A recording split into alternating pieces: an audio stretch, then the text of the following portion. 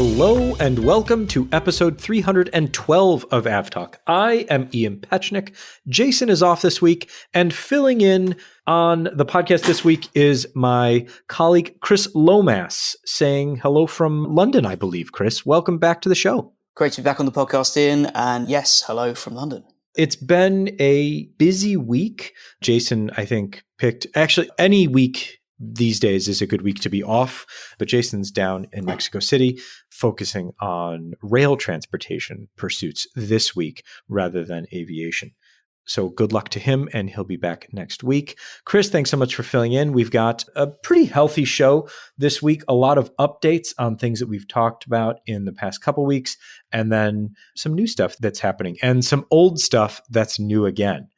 Let's go to Washington, D.C., where last week we talked about the preliminary report from the NTSB and the urgent safety recommendations made by the NTSB to the FAA regarding the helicopter routes in the Washington, D.C. area. The FAA took that advice to heart, I say, and they have now permanently closed the helicopter routes that passed along DCA, along the Potomac's edge, as well as the route that passed directly over DCA. These are helicopter routes 4 and 6. So Route 4 was the helicopter route that the U.S. Army Black Hawk was following when it collided with the PSA CRJ. And Route 6 is the one that passes directly over the airfield at about 1,500 feet. The FAA has recharted those, closing them off. So the Route 4 just no longer exists along the edge of the Potomac from about Haynes Point all the way through to the follow-on bridge. And then Route 6, just that section that passes over the airfield has been deleted. We'll put a link in the show notes to the actual recharting so you can take a look at exactly where the new routes are. But this is a quick change following the urgent recommendations. But also, why didn't this get looked at before, Chris? Well, exactly. I feel like the way this chart looks now, it feels like this is probably how it should have looked from the start. I mean, just speaking from experience of working around London airspace, we deal with separating a fair amount of helicopter traffic, in the London area as well, in the London TMA. But, we would not have a fairly busy helicopter pathway that tracks directly across the final approach course of a major airport. It just feels like something that probably should have been dealt with a lot sooner, and it's such a shame that it had to take this for it to be dealt with. But hopefully the airspace around DC a hell of a lot safer now as a result. Yeah, it remains to be seen how this will continue to affect both helicopter traffic and traffic coming into DCA, but this definitely seems like a much safer setup regardless. Let's head to Denver, where an American Airlines 737 caught fire after diverting to Denver. It was on its way from Colorado Springs to Dallas when the aircraft turned back and landed in Denver. After landing successfully and making it all the way to the gate, the aircraft caught fire. It appears that the fire either began or spread under the right engine. So this is a 737-800, not a MAX, just getting that one out of the way. The aircraft diverted due to engine vibrations. So they turned back. They wanted to land in Denver, where they had more equipment and longer runways just in case, and then made it all the way to the gate. So this is one of those interesting situations where you end up in the twilight zone of evacuations, where the aircraft is parked, the jet bridge is attached to the aircraft, you have passengers in the aisle removing their bags and things like that, and the passengers are the one who noticed the fire on the right side of the aircraft. So it's unclear if the evacuation was commanded by the crew or if passengers just busted through the exits and tried to get out. But what ended up happening is you have dozens of people standing on the left wing of a 737 with basically nowhere to go. Yeah, it seems like that kind of no man's land between the taxi phase and between the deplaning phase. It's an interesting place to be, and it makes me think, what would I do? And the first thing I can think of in that situation, if we've got people already getting their bags, I mean, we already have a problem with people trying to take their bags with them during emergency evacuations that are out, on the runway. So that already adds a sort of a layer of complexity to it. But I think another part of it would be perhaps we might suggest that some passengers don't always read the safety card in the seat back pocket. And if they did, they would see that the 737 doesn't have those overwing emergency slides that you see on taller aircraft like the A320, and might not have that understanding of how to use the flap and to slide down onto the floor, which granted doesn't sound like a particularly appealing prospect. I certainly wouldn't want to do it, but it would certainly get you out of the way. And of course, in this case where you have passengers on the side of the aircraft where the fire is, that would perhaps suggest something that's been a bit more spontaneous rather than something that's been commanded by the crew or someone with an awareness of the situation, because then, of course, they would have ordered to evacuate by the right-hand side only, one would assume. They evacuated away from the fire, but what's interesting here as well, I mean, you bring up the fact that the 737 doesn't have overwing exit sides, and in a commanded evacuation, the procedure would be to lower the flaps entirely, so you've created a large aluminum slide for the passengers to use. But here, again, it's kind of like that Twilight Zone issue where they're at the gate, so the flaps have all been raised, and if the crew hasn't commanded an evacuation, then the flaps haven't been lowered. And so you just have people out there standing on the wing. Thankfully, no one was injured in this particular event. The fire was contained to the engine area, and the investigation's underway to understand exactly what happened. It looked like there was fire on the ramp, so possibly some sort of oil or fuel leak from the engine, but the passengers were uninjured.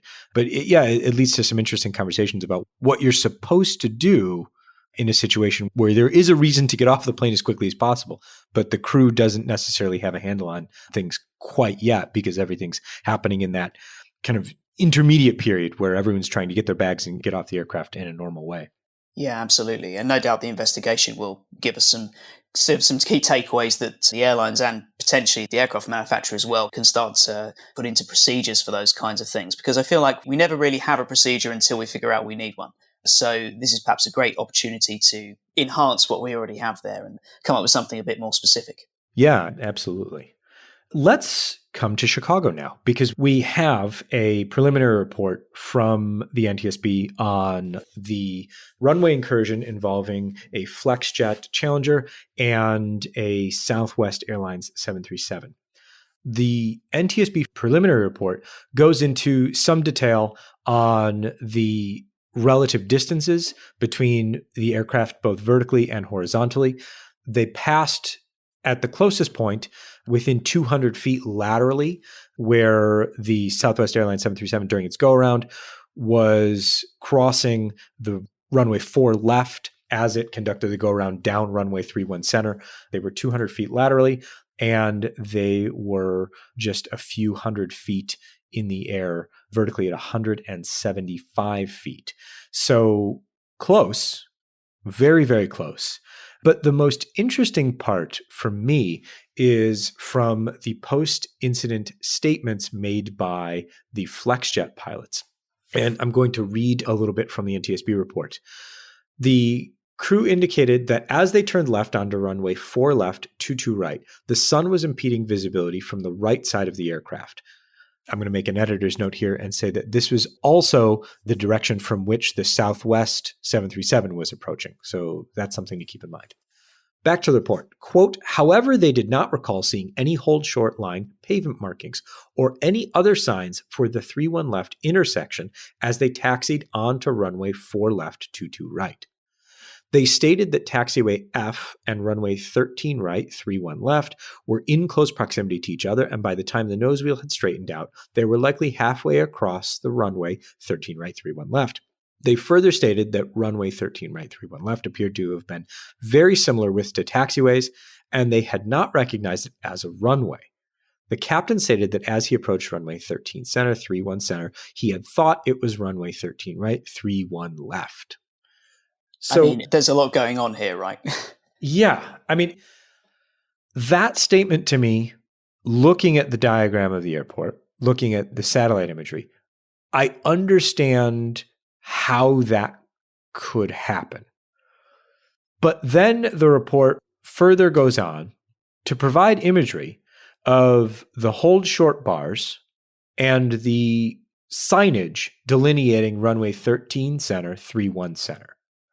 So there's both the understanding on my part how this could happen, but then I'm also a little concerned and confused why the hold short bars and the signage was missed for the follow-on runway. Yeah, for sure. And I think there's an interesting angle here we have to sort of visit in terms of workload. And I think it's really interesting as well. They talk about the width of the taxiway and the runway being very similar. I think we see that at a lot of major airports, particularly in the US.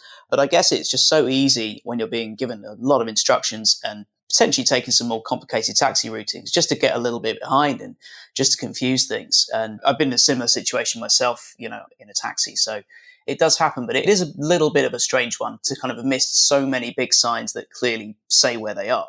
Yeah, and the confusion about the runway versus taxiway, yes, that's true. They are roughly the same size. That part I understand.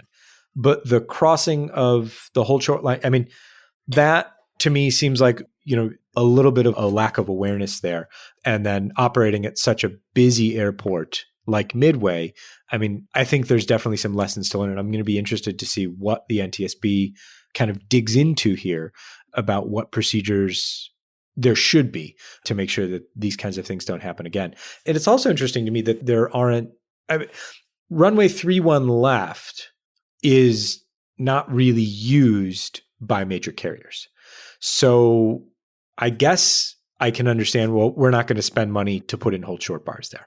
But maybe it's time to put in some hold short bars there. If it's a runway, it's a runway. I'm not against extra paint. So an interesting one to follow on, but glad to see that the go-around is always the right call. Absolutely. This is a bit of an interesting one. So back in January, we talked about a United 787 that suffered what at the time was perhaps turbulence. There was some talk because the same aircraft had diverted in a flight just previous to that. That was completely unrelated because it was a passenger medical issue. This turned out to not be turbulence at all. The NTSB is investigating this event because it was delegated by the Ivory Coast's BEA to take over the investigation because it was a United flight and the NTSB requested that they receive the delegated authority. The Ivory Coast said, sure, it's all yours. And the NTSB is out with their preliminary report this week as well. And the interesting part is that both inertial reference units on this United 787-8 failed. And that led to the autopilot and auto throttle disconnecting. And it seems that that led to some altitude excursions from the assigned altitude of 36,000 feet, deviating to a maximum altitude of 36,203 feet and a minimum altitude of 35,577 feet. That might not seem like a lot in absolute terms. I mean, we're talking about 200 feet up and almost 500 feet down, or a little more than 400 feet down. But especially when you have cabin crew serving dinner, that's not a good thing to have happen. Absolutely. I think United is going to be picking up a few dry cleaning bills in the next few weeks as part of coming back from this. It's interesting. Do we know if the diversion of this aircraft previously was caused by a similar failure, or do we not know about that? No. So the diversion, that was the passenger medical emergency. Right. So they were completely unrelated. That's not to say that maybe, I'm sure the NTSB is investigating whether or not this happened before, because to have dual IRU failure, not unheard of, but also not super common to my knowledge. So it'll be interesting to see what the full investigation uncovers as to why and how this happened. So both of those failed. Autopilot disconnects, auto throttle disconnects. There are altitude excursions for about 10 minutes. After that, the pilots level things out and divert back to Lagos in Nigeria. So the whole thing lasted roughly 10 minutes.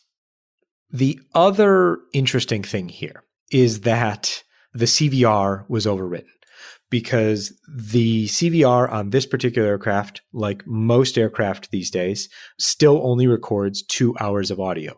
So you have the flight after the incident was just over 2 hours longer. We come back to our old gripe about the CVR once again. So all of the audio from the incident period didn't have anything to do with they didn't pull the breaker or anything like that in this particular case. It was just they had 2 more hours to fly, and that's how it ended. So no CVR, but they do have all of the actual equipment that has been sent to the NTSB in Washington, D.C. Nice. I feel like we really need to get pushing that through. I lost count of the amount of stories recently where we could have done with hearing about that. Yeah, I mean, it's always the same refrain. I mean, it's coming. We're getting to the point where, the 25-hour rule is coming. It's, being implemented on a lot of aircraft. However, it's just not there yet. This person might be dealing with the implementation of that rule because Brian Bedford has been nominated to head the FAA as permanent administrator. Bedford has worked in the airline industry for more than 30 years. He's currently the president and CEO of regional airline Republic Airways and has been since 1999. So no stranger to the airline industry. Strong support across the industry. His nomination was announced on social media, but the first kind of official confirmation that it had happened was a statement from United Airlines corporate communications praising the nomination. So it was a bit of an odd rollout. Bedford has received strong support from across the industry. Regional Airline Association is obviously behind his nomination, as well as most other players in the industry. The only bit of light chop, so to speak, from anyone in the industry has been the pilot unions. So the Air Current, John Ostro over at the Air Current reporting that the pilots unions are a little unhappy about this nomination, as Bedford, in their minds, is anti-pilot, and his dealings with the unions over the years have left a bad taste in their mouth. I don't think at this point that that's going to really impact things, but it'll be interesting to see how and where they register their displeasure. Yeah, I think any positive change at the FAA right now is a good thing, and let's hope those relationships aren't affected too badly by that. I don't think they will be. Having a permanent administrator, especially at this moment, is going to be critical. The judge overseeing the plea deal between the U.S. government and Boeing has once again delayed the deadline for reaching a revised plea deal. So this is the third roughly month-long delay that Reed O'Connor has approved. So this goes back to both Boeing and the government. So the plea deal got rejected for a variety of reasons. Then the Trump administration came in. So they said, give us time to let us work with the new administration at the DOJ. And that seemed to make perfect sense. Different DOJ, different priorities, probably going to look a bit different. Then they said, no, we still need more time. And then this week, they said, we still need more time. But it seems that the patience of the families of the crash victims is running out. Speaking after this latest delay to April 11th, the attorney for the families said in a filing earlier this week, quote, the parties have had nearly 10 months to report to the court how they wish to proceed on appropriate arrangements for Boeing to plead guilty. But at some point, delays become unreasonable. The families hereby give notice that any further delay in negotiating a plea agreement beyond April 11th, 2025 is, in their view, presumptively unreasonable, which I don't think is outside of the realm of a reasonable thing to say. They've waited for so long, and now it's just a rolling delay. I mean, if nothing, it's kind of apropos of the airline industry. You just get into a rolling delay and then never get out. So we'll see what happens in April. Absolutely. I feel like it's the law, right? Things take time, but this is taking a lot of time. And I think it's not a great position to put those families in. So let's hope there's some movement on that. In what's old is new again news, we have the very first A380 back in the air.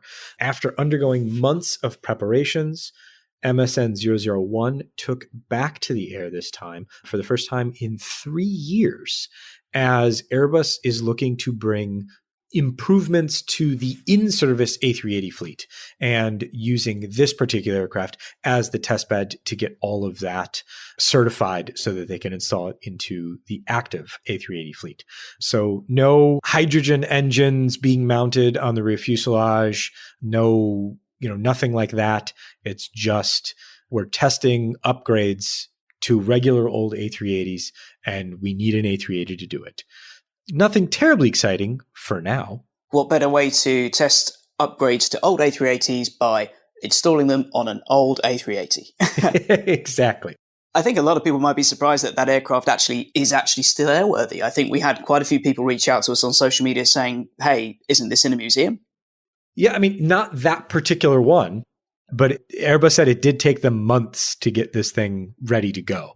So I can only imagine how long they've been working on this in order to get it back in the air.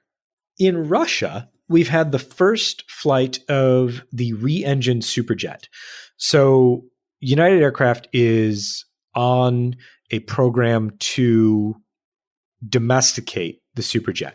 The Superjet was originally one of those aircraft that was supposed to be a model of international cooperation. Various parts of the structure, the avionics, the engines, all of these things were designed in concert with a Russian organization as well as a non-Russian company. So, for instance, the engines were a combination Russian and French design and built.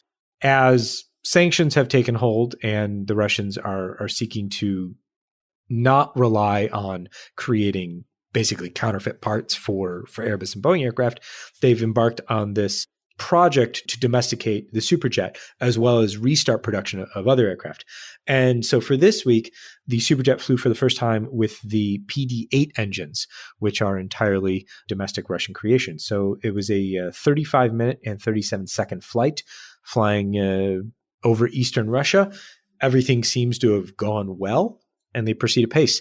They also need to replace the avionics, most of the landing gear assembly, air conditioning, the APU, among other things. There's quite a bit of work that goes into turning this into a purely Russian aircraft, but the engines were definitely a big one. The question is, once you've replaced every single part, is it still the same airplane? Yes, the aircraft enthusiasts will never know. You'll have to call it something else, the Ultrajet or the Super Duper Jet. I like Super Duper Jet. Let's go with that. Yeah. But yeah, it turns out international cooperation wasn't the long-term game plan after all. So we shall see how long it takes them to get all that stuff produced domestically, I guess. Yeah. This was an interesting story that I hadn't heard about. And now it's going to cost Jazeera Airways quite a bit of money. Kind of. In 2017, Jazeera Airways flight was landing in Kuwait when it was on the downwind leg for landing at Kuwait International Airport and was vectored over an area away from the airport in order to join the final approach. In so doing, they flew low enough that they basically caught the wire of a Kuwait military aerostat balloon. And thankfully, no one was injured. The aircraft was fine and landed safely. But now, in 2025, they have been fined $236 million. That's a lot of money. That's a lot of money. How expensive was that balloon? I mean, I guess we're just not dealing with the average 8-year-old party balloon here, the kind of one that gets stuck at the top of the church roof. Yeah, decidedly not. So a lot of money being paid into the Kuwait Ministry of Defense. But Chris, you looked into this and there's some fine print here. There is some fine print. The fine print being that the airline isn't actually going to take most of the financial hit for this. It's pretty much all going to be covered by insurance. So the moral of the story is, if you thought you didn't need balloon insurance, you probably do need balloon insurance. After we're done recording, I'm looking into balloon insurance just to make sure that I'm covered. Always a good idea. That's important. Also important, and as regular listeners to the podcast know that both Jason and I are coffee aficionados. Jason, since he's not here to defend himself this week, drinks the wrong kind of coffee, which is cold coffee. or I should say iced. It's not just cold, but it's still the wrong kind of coffee. That's pretty unforgivable. However, Eurowings has a new coffee cart coming to some of its aircraft. And Chris, you have my attention. Yeah, so this is probably my favorite story of the week. New coffee machine, which is basically built into one of your your average food carts you take up and down the aisle. Imagine a typical food trolley, and out of the top emerges a coffee machine, like electric, kind of rises out the top. This is a coffee machine that can make you a cappuccino, it grinds beans, it warms the milk, it does all the good stuff. Now, Eurowings are saying they're doing this A, to offer a wider range of coffee, and B, to save time. Now, the first one I can get behind. The second one, I'm not entirely sure that pushing the button, waiting for it to grind the beans, waiting for it to warm the milk, getting into the cup, I'm not sure that's really going to save much more time than pouring some directly into a cup from a pot. But I do think that this is a big improvement for what is frankly the terrible state of airborne coffee. And I think we're all familiar with the kind of options we have now. So we've got the instant stuff, which is never great. We've got the powdered cappuccino, which is pretty awful. And of course, we've got the main offender, which is the coffee bag. Nothing worse than that. So I guess that this will be a nice addition to the low cost experience, and probably only set you back €5 per coffee. Yeah, exactly. Let's be honest with what this is. This is a way to make things easier to charge more money, which I don't fault them for. But yeah, I don't see how that saves any time. I mean, wouldn't it necessarily, by definition, take longer to do this than to just pour a cup of coffee? I think so, because I feel like we're going to be pushing that button and everyone is going to be staring at that machine and listening to it as it grinds the beans, making that grinding noise. It's going to be so odd. Squirts out all kinds of liquid. I think it's a great option. I do have one further criticism, which is having looked at the video preview of this trolley, the menu is printed on the side of the machine and there is no flat white on there. As a middle-class hipster from London, that's pretty disappointing for me. But yeah, it's better than nothing. And finally, we're getting a slew of retirements of aviation industry professionals lately. And this one is a big one. Stephen Udvar-Hazy is retiring from Air Lease Corporation. So if you had to pick a person who had more influence on the design, purchase, delivery, construction, financing of aircraft over the last few decades, I don't think you could come up with anyone more important than this man. Having a deep knowledge of the industry, he has done, I think, more than anyone to guide not only the leasing industry, but the aviation industry, especially the commercial aviation industry as a whole.